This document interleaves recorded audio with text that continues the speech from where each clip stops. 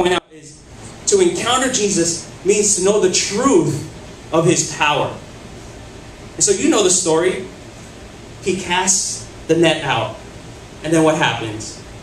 The nets start breaking. And the weight of the fish starts multiplying. And they just keep coming in. They just keep coming in. So much so that they had to get another boat. And now both boats are getting full of fish. It's like the fish want to go in the boat. They're like, oh. And they're just trying to get in the boat. You know, I can just imagine this boat, and it's a 30-foot long boat just filling up with fish. 2 of them now, filling up with fish. And I think we overlook how miraculous this is. Does anyone ever go fishing? I've never, I went fishing twice in my life, and that was in college already. My dad never took us fishing. He loved fishing, supposedly, but he never took us fishing because, I don't know, I don't like icky things. But fish don't usually want to get caught. That's not their thing. That's why you have to bait them. It's not like they'd be like, oh, look, a hook. Oh, let me just... No. They need to be baited in. In this case, they were just laying out the nets, and they were swimming towards it. And we can't comprehend the power of Jesus here. You know, Jesus has the ability to make these fish. You can't control fish. I mean, I know people who have fish pets, and they're like, oh, do a flip. The fish won't listen. You know, but Jesus here is telling them to get in the net, and here they are, they're swimming. You have to understand, like, Jesus has all the power in the world. And finally, Peter sees that. This is what humbles Peter. And it's interesting to me, because this isn't the first time Peter sees Jesus do miracles, right? He's seen him heal people. He's seen him, just teach, and he's seen him cast out demons. He's seen him do amazing things. In chapter 4 alone, he's seen him heal his mother-in-law, who was very ill. I'm not speaking on Peter's character or anything, but that's his mother-in-law. And Jesus saves her. And he's just like, oh, cool. But this is what broke Peter. I mean, I have a great relationship with Jules' mom. And we're good. No, she's not here, so I can say that. So I'm telling the truth because she's not here. But this is what broke Peter. This is what brought Peter to his knees. This is what humbled him. Seeing that everything that he's worked for in his entire life, just nothing compares to Jesus. Nothing compares to the power of what he just did. And this is what totally unhinged him. Just think about anything that you're good at. We're all good at some things. And sometimes we put that on a pedestal and we say, man, I'm the best at this. Growing up, I thought I was so good at basketball. In my mind. Yeah, I'm the best. I'm a power forward. I'm 5'6".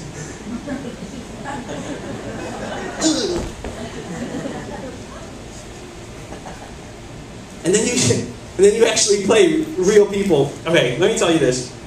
Quick hand, you remember this. Remember when we signed up to join a basketball league? So it was me, Kuya Ken, it was like Kuya Lee, a bunch of people. We're not that good.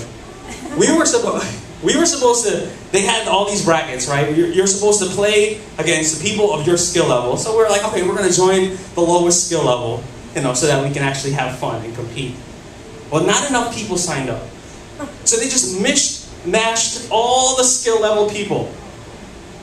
And so here we are, we're playing, our team was Voltron, you remember? It was pretty sad. But we had these t-shirts that said Voltron, we're like, yeah, let's go Voltron Force.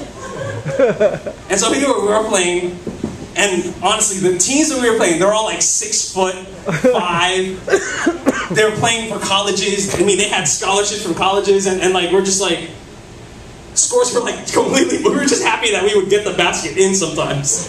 But they would triple, double our scores. It's oh man. That's when you get humbled. Once you understand, I'm not that good. I'm not a real power forward, apparently. But that's what it was for Peter. Here was Peter. He grew up fishing. This is what he did. He was an expert in the world of fishing. He knew that the best time to fish was at night, not in the middle of the day, not early in the morning. And so to see this shows that Jesus had this unlimited amount of power to do as he wills, to do what he wants. And when you encounter Jesus, you need to see and experience his power. And just think about the experience that you had when you met Jesus and you understood that he has the power to forgive sins. And only God can do that. That's amazing. But to encounter Jesus, secondly, is also to know the truth of his holiness. To know how holy our God is. And so Jesus, he came to Peter. And this whole thing, I felt like, was set up for this scenario of calling Peter and making him one of his disciples. And so I just imagine here, Peter with a bad attitude, he's casting his net. He's saying, all right, I'm going to follow anyway. And Jesus in his mind is saying, this is what it'll take to break this guy. This is what I'm going to do in order for him to be obedient to me. This is what I'm going to do to show himself, to show myself to him. And I can't imagine just the things that Peter must have went through. And in my mind, this is how the scene plays out. He lays the net out, all these fish come in, and I just imagine they have this eye contact. Peter looking at Jesus and Jesus looking at Peter. Kind of like the look that Jewel always gives me when she knows she's right. Like, okay.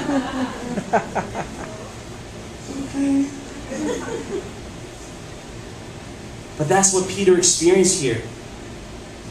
He became undone. He knew he was prideful. He knew in his heart he didn't want to obey. And this is what humbled him. I think a lot of times we're so fake, right? We always try to put up a front like we're always okay. You come to church, you guys could be bickering and arguing at home, and you come to church, oh yeah, marriage is great. Yeah. Hide the stab wounds. And it's like, we always tend to put up a front. And we always tend to always look like we're always the obedient Christian, always the good Christian. You know what's amazing about Jesus is he sees through all of that. He sees who we really are. He sees what Peter was really thinking. And so I can just imagine the exchange there and seeing Peter just completely humbled, falling at his knees and saying, Jesus, I'm unworthy. You know, Peter, at this point, he just fell down. And in the presence of greatness, in the presence of those who have power, that's usually the response. When someone has the power to take your life, many times you see people fall and just beg. And that's what Peter's here. He understands his holiness. And in verse 8, he pleads with Jesus. Let me just read it. In verse 8, he says, but when Simon Peter saw it, he fell down at Jesus' knees, saying, depart from me, for I am a sinful man, O Lord. He understood his sinfulness.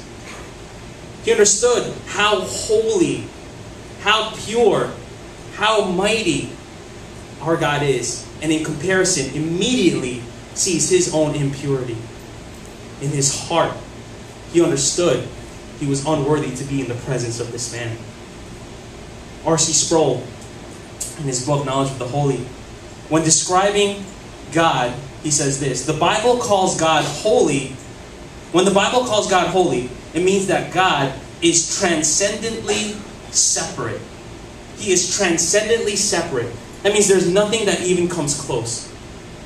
I think a lot of times we have this concept in our head, and we lose just the holiness of God because Jesus came down to earth, right? He came down to our level. He came down to us.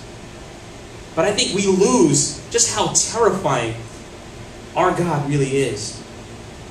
When you look at Ezekiel, when you look at Isaiah, when you look at Jeremiah, Throughout the Old Testament, when you look at even the Apostle Paul, when they were confronted by God, their immediate reaction was to bow down and worship, because they understood His holiness.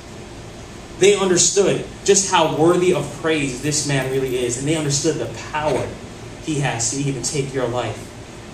You know, I imagine in Revelation, when He comes back, riding on a horse, blazing white, I just imagine everyone just falling on their knees and just saying, man, we are unworthy. It'd be hard for me to imagine someone coming up to Jesus and saying, hey, what's up, bro? No. They understand the level of respect that is necessary. And when you encounter Jesus, and when you encounter His holiness, that's when you worship. That's when you see your own impurity. And Peter saw himself for who he really was. There was no more being fake. There was no more being this macho fisherman. He fell on his knees and he worshipped. And we see that in Job's life. Here's Job. God was constantly taking things away from him. He had all these questions as to why God would do this.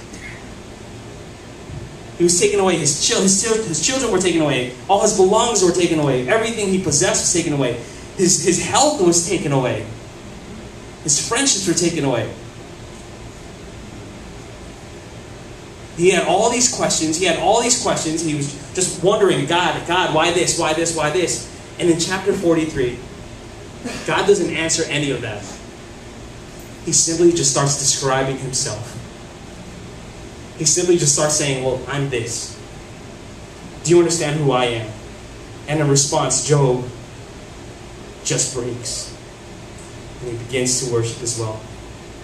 That's us. I think so many times we question God. And I'm not saying we can't question God. Obviously, we're human. We have a lot of questions that need to be answered. And I'm not trying to downplay your situations. But I'm saying when you focus on the attributes of who our God is, and when you encounter who He is and understand His holiness, all that is just put to the back burner. One of my friends is going through a tough time. And I love his response. He says, you know what? God can do whatever He wants. He may be putting me through this tough time, but I know it's for His glory, and that His glory will be revealed through all of this. And I'm like, that is the most Christian perspective you can have, when your life comes secondary to God's will. And that's what Peter understood here. But not only did he understand His grace, Peter, in his encounter with Jesus, understood the truth of, not only did he understand the encounter of holiness, but he also experienced the truth of His grace. Peter's on his knees and he's pleading with Jesus here. He's begging. He's saying, I am unworthy, Jesus. And what Jesus responds with is just, don't be afraid.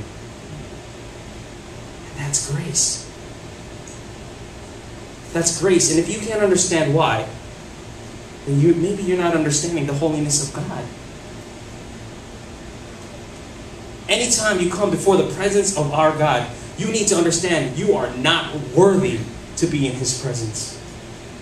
You are not worthy to be praying to Him, to be reading His Word, because we are so unholy. We are so impure. We are so depraved. And yet by His grace, He allowed us.